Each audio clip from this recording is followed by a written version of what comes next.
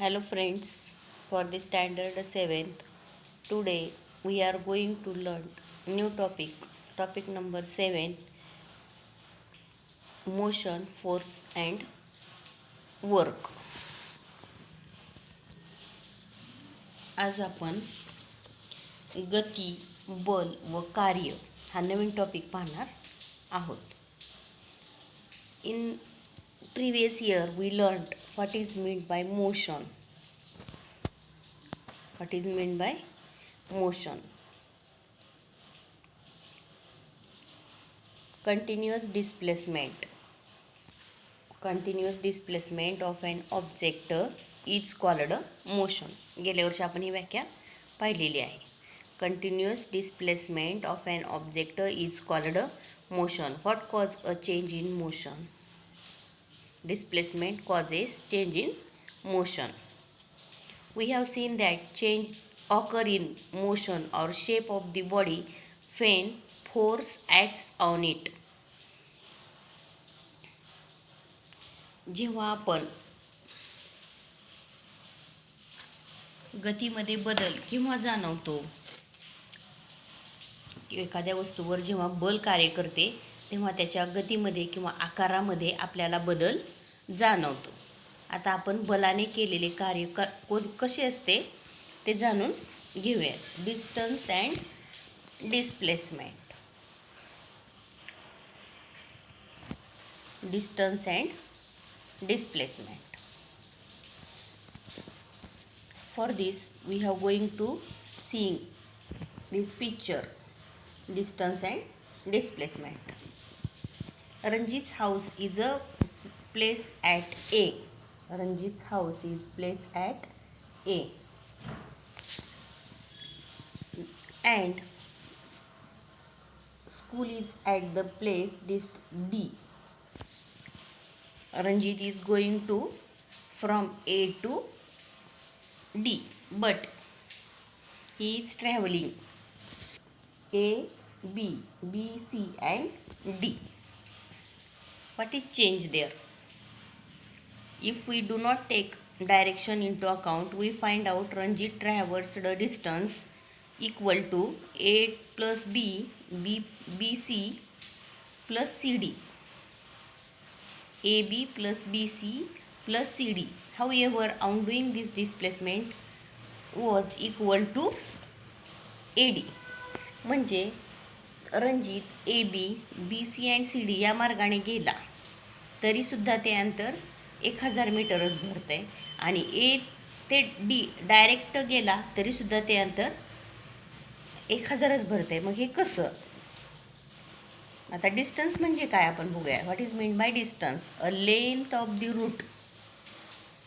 Length of the route actually traversed by moving body irrespective of the direction is called distance. Distance is a scalar quantity. Distance is a scalar quantity. डिफरन्सला उपयोगाला येतं.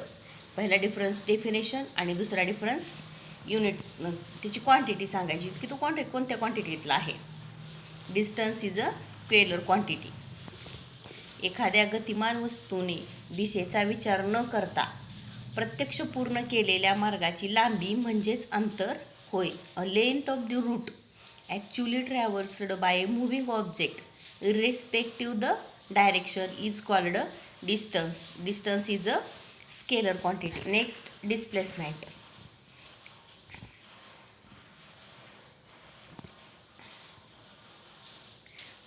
The minimum distance traversed by moving body in one direction from original point to the reach, that means final point, is called displacement. जे एखाद्या गतिमान वस्तूने आरंभीच्या ठिकाणापासून शेवटच्या ठिकाणापर्यंत पोहोचण्यासाठी एका दिशेने पार केलेले जे कमीत कमी अंतर असते त्यालाच विस्थापन असे म्हणतात. In displacement both distance and direction are taken into account. डिस्प्लेसमेंटमध्ये अंतर आणि दिशा या दोन्हींचा विचार केला जातो. Therefore displacement is a vector quantity. Distance is a scalar quantity and displacement is a vector quantity. The unit of measurement of distance and displacement is meter. In SI unit as well as MKS system is unit. Next, velocity. Velocity म्हणजे वेग.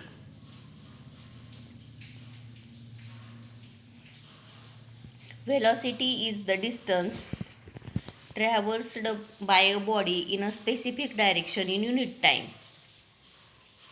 The velocity of a body can be calculated by the following formula. Velocity is calculated displacement upon period of the time required for the displacement. वेग म्हणजे विशिष्ट दिशेने एकक कालावधीत कापलेले अंतर म्हणजेच वेग होय. वेलोसिटीचं सूत्र आहे विस्थापन भागिले विस्थापनासाठी लागलेला वेळ. Displacement upon period of time required for the displacement. अशा प्रकारे आपण डिस्टन्स अँड डिस्प्लेसमेंटमधलं पाहिलेलं आहे. आपला डिफरन्स पण सांगता येतो. The minimum distance traversed in a particular direction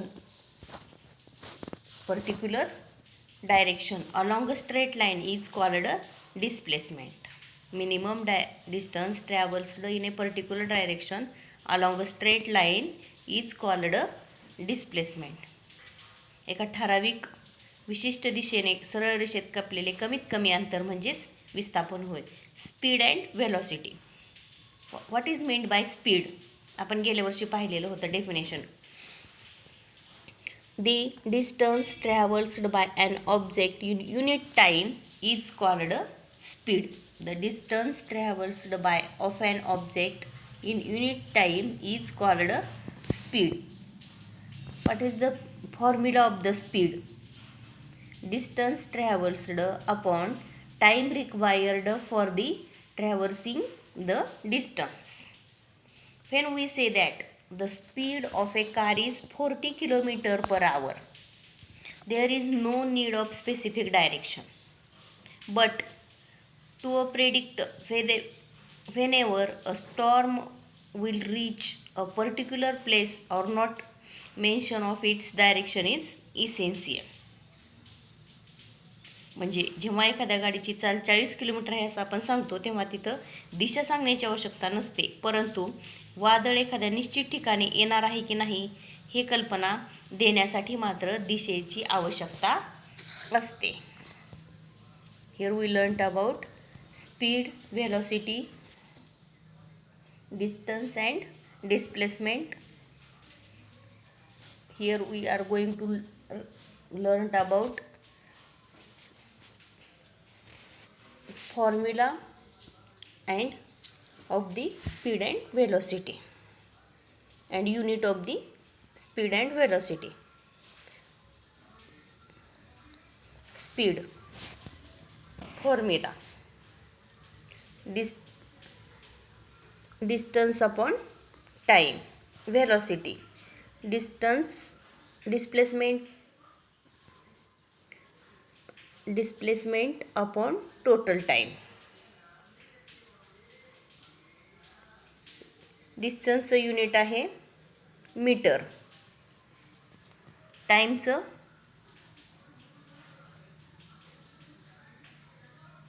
second, metre per second, and डिस्प्लेसमेंटचं metre per second. Therefore, the unit of velocity or speed is written as meter per second, like as meter per second.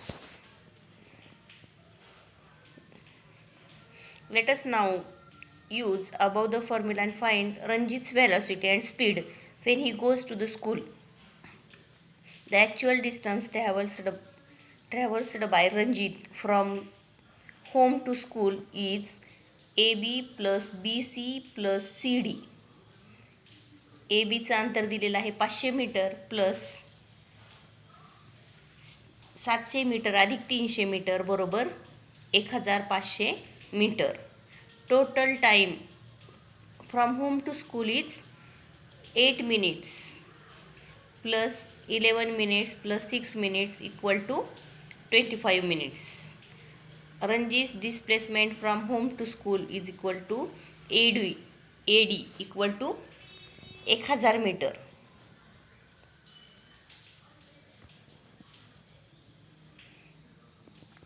व्हेलॉसिटीचा formula displacement upon total time.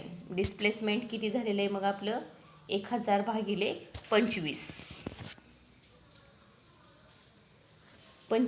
Minute आहेत.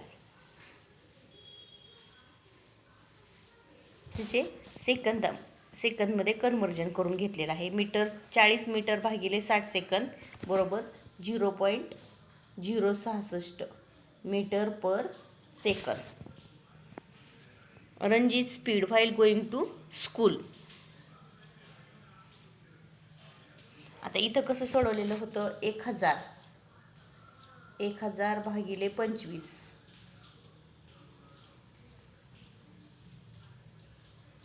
1000 भागिले 25 25 एक 25 25 चोक 100 0 40/1 आलं.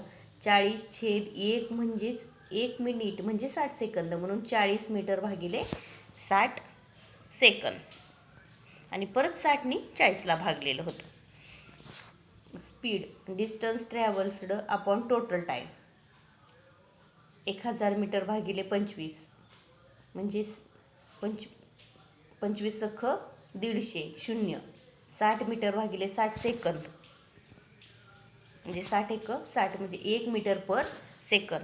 Ranjit did not take the straight line route of minimum distance while going to the school. Therefore, the magnitude of his velocity and speed come out to be different. Had Ranjit actually gone by the straight route AD, then magnitude of this velocity and speed have been same. रणजितला घरापासून शाळेत जाताना कमीत कमी अंतराचा सरळ मार्ग घेतला नाही, त्यामुळे त्याचा वेग आणि चाल यांचे परिमाण वेगवेगळे आले आहे. जर रणजित प्रत्यक्ष AD ह्या सरळ मार्गाने गेला असता तर त्याचं वेग आणि चाल यांचं परिमाण हे एकच आलं असतं.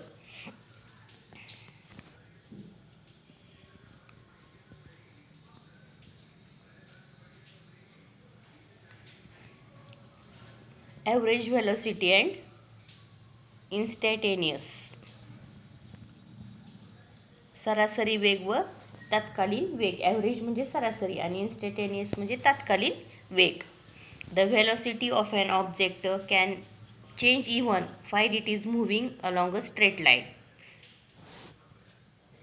एखादी वस्तू जर सरळ रेषेत जाताना सुद्धा तिचा वेग बदलू शकतो. उदाहरणार्थ truck.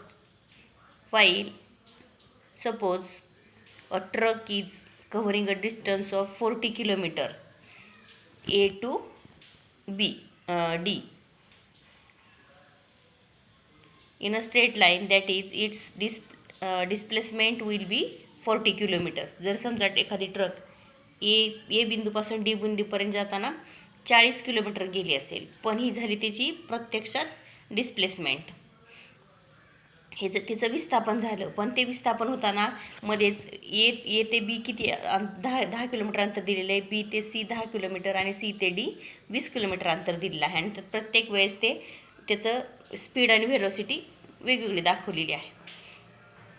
If it requires all together 1 hour for this average velocity is 40 kilometre per hour. However, if the truck travels 10 kilometer distance AB in 10 minutes, BC in 20 minutes and CD in 30 minutes, then velocity for the distance AB